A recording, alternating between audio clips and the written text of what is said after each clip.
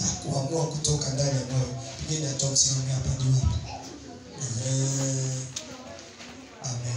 Naweza mkafunika macho, shika kifua chako, weka mkono wako kifua yote miwili, unganisha kabisa, ushike yote miwili, mikono miwili. Tuwaombee. Na unapoongoza sala ya toba, tamka kwa kumaanisha kutoka ndani ya moyo. Kwenye vilindi vya moyo wako umaanishe kile unachokitamka. Jinsi unayofanya hivyo, Mungu anaendelea kushuka ndani mwako. Mungu anaendelea kuachilia uzima. Kama kulikuwa na magonjwa, Mungu anayaondoa.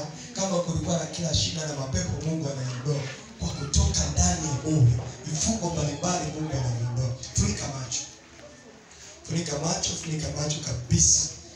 Nisikilize sasa. Sema, Baba, kwa jina la Yesu.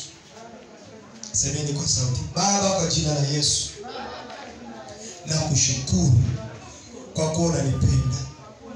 Unaniwazia mema. Haupendi nipotee. Na ndio maana ulileta Injili kwa ajili yangu ili nipone. Bwana Yesu, mimi leo nimeamua kwa moyo wangu, kwa roho yangu, kwa akili zangu kuja kwako.